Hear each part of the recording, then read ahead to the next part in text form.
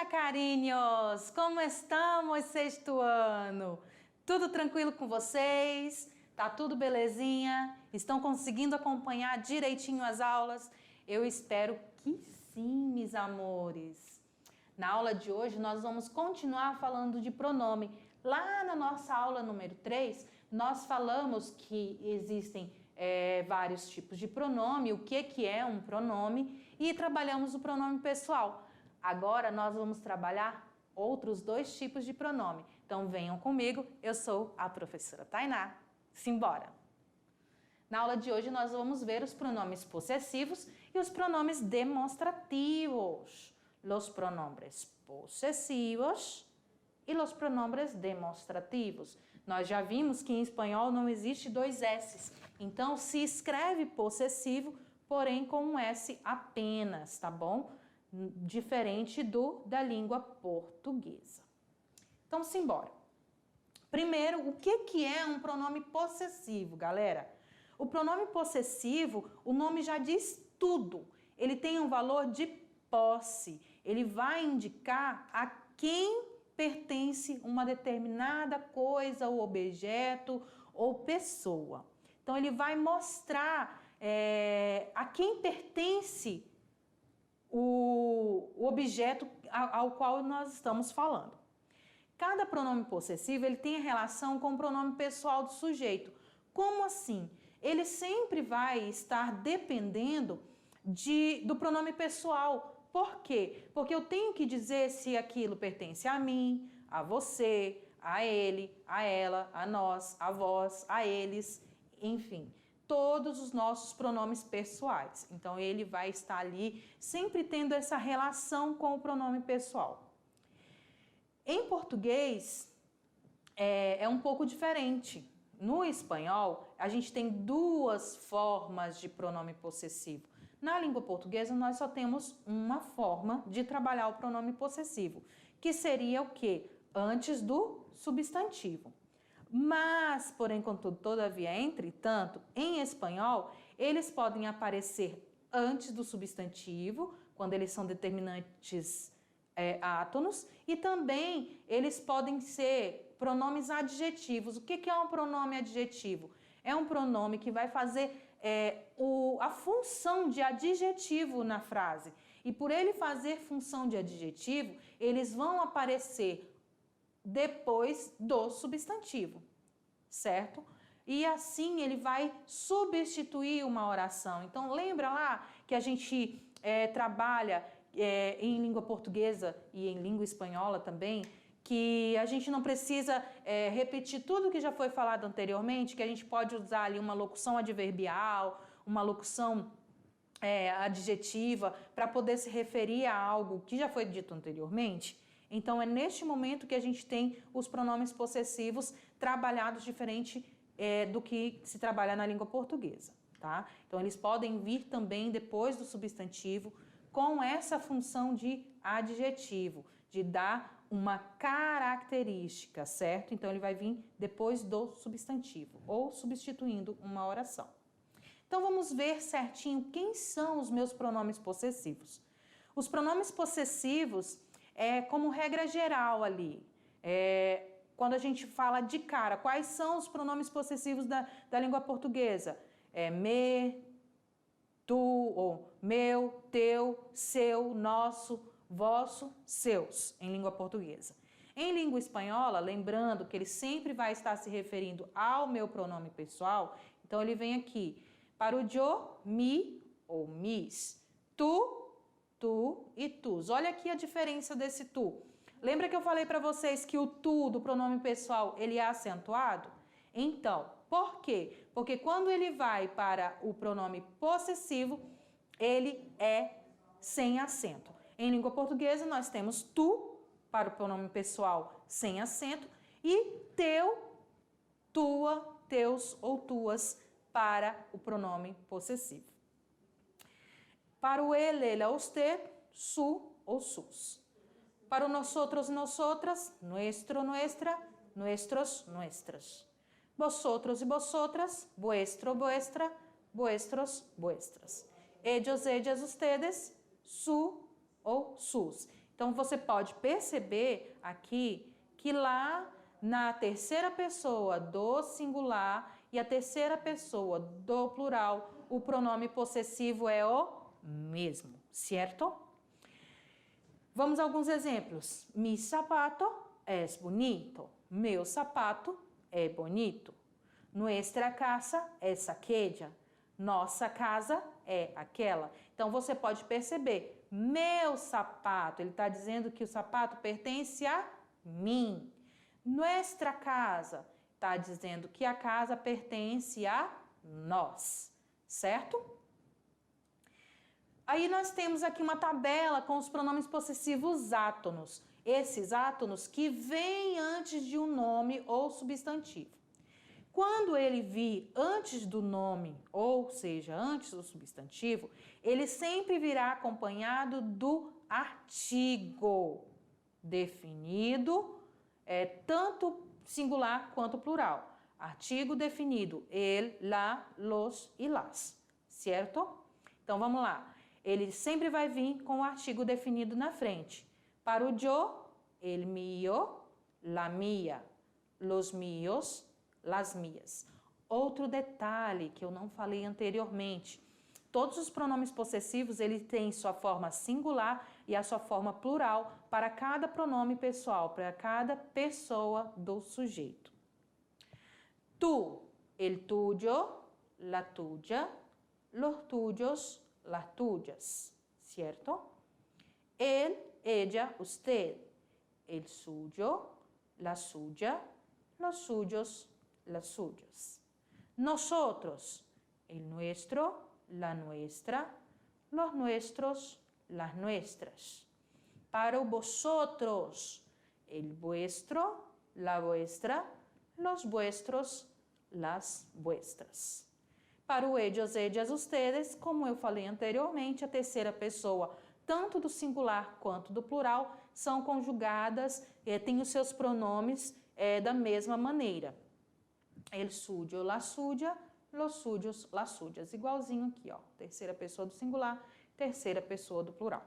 Então, vamos ver como é que ele é aplicado em exemplos, esse pronome possessivo que vem antes de um substantivo. Los suyos son muy bonitos. Olha aí, ele está falando de algo que já foi falado anteriormente. Os seus são bonitos. Estos peritos son míos. El tuyo es más raro. Aquellos pollitos son los nuestros. Quando eles são tônicos, nós vimos que os átonos, eles vêm com o artigo definido na frente. Os tônicos, eles vão vir depois do substantivo ou ainda substituindo uma oração. E como é que eles são, os tônicos? Mio, mia, mios, mias. Tuyo, tuya, tuyos, tuyas. Para o ele, usted, suyo, suya, suyos, suyas. Para nosotros, nuestro, nuestra, nuestros, nuestras. Para vosotros, vuestro, vuestra, vuestros, vuestras. E novamente a terceira pessoa do plural juntinho com a terceira pessoa do singular, mesma forma. Suyo, suya, suyos, suyas. Exemplos. Mario es un gran amigo mío. Olha aqui, como é que ele vai vir? Amigo é o meu substantivo, ele está depois do substantivo e se referindo a este substantivo, que Mário é um grande amigo meu. De quem ele é amigo? Meu. Mi classe de automóvel, ó, aqui a gente tem as duas formas. Lá no pronome possessivo, mi classe de automóvel é hoy. Quando tenés la tuya? Quando você vai ter a tua. A tua o quê? A tua aula de automobilismo ou de carro. A gente pode perceber que neste caso aqui, nesta frase, ele está se referindo a uma oração que já foi feita anteriormente. Mi classe de automóvel é hoy. Quando tenés la tuya, para evitar que eu fale, quando tenés la tuya classe de automóvel. Então, no lugar de classe de automóvel, eu coloquei tua. Estos zapatos son míos. E aquellos son suyos. Olha aí de novo. Estes sapatos são meus. O que são meus? Os sapatos. Então, ele está se referindo aqui ao sapato. E aqueles são seus. Aqueles o quê? Aqueles sapatos são seus. Esta moto é minha. La tuya está en el jardín. A tua moto está no jardim. Tranquilo? Aí, a gente encerra os pronomes possessivos. Então, eles têm pronome possessivo, que vai se dividir em átono e tônico. Vamos para os demonstrativos. Já os demonstrativos, eles são usados para quê? Para substituir um nome. Para demonstrar quem é o sujeito, mas substituindo este sujeito, este nome, este substantivo.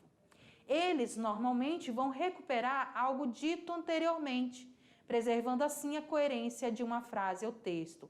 Da mesma forma que a gente tem ali, que tem aqueles pronomes possessivos que vão evitar que você repita tudo de novo, o pronome demonstrativo também tem esse efeito. Ele vai preservar, vai recuperar algo dito anteriormente, mas preservando a coerência e a coesão de uma frase. Os demonstrativos não devem ser acentuados. Em língua portuguesa, a gente já tem esse costume, né, de ir acentuando quando vai passar para o espanhol quase tudo. Mas os pronomes demonstrativos não são acentuados. Então, se você vê ele acentuado, você já vai saber que está escrito incorretamente. Os demonstrativos têm 3 usos distintos. Então, quais são esses 3 usos, professora? Nós vamos ver já já. Mas antes de a gente ver quais são esses 3 usos, vamos aqui observar quem são os pronomes demonstrativos. Eles são muito parecidos com o da língua portuguesa. Este, esta, estes, estas, esse, essa, isso, essas, aquele, aquela, aqueles, aquelas. Em espanhol, fica assim: este, esta, estos, estas. Este, esta, estos, estas. Esse, com uma S apenas, é igualzinho ao português, só que só com um S. Essa, essos, essas. Aquele, aquella, aquellos, aquellas. Aquele, aquelha, aquelhos, aquelhas. Então, lembrando ali que a pronúncia do LL vai depender muito do falante. Então, você pode falar como eu falei, aquella, ou pode falar aquelha, certo? A forma que você vai lembrar melhor, que você vai saber que vai tirar de letra para poder pronunciar. Tranquilo, tá? Mas como é que eles são divididos? Eles têm essas 3 divisões, ó. Essa divisão, a segunda divisão e a terceira divisão. Cada uma delas tem um uso específico. E como é esse uso específico, professora?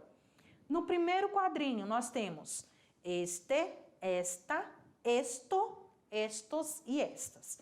Traduzindo, este, esta, isto. Olha, esse aqui é o nosso isto, que é aquele neutro, é algo que a gente não conhece, não sabe especificar o que é. Então, isto aqui é esto. Estos, que é o plural de estes. Estas, que é o plural estas. Quando é que eu vou usar este primeiro grupo de demonstrativos, professora? Nós vamos utilizá-lo para se referir à pessoa ou objeto próximo do falante.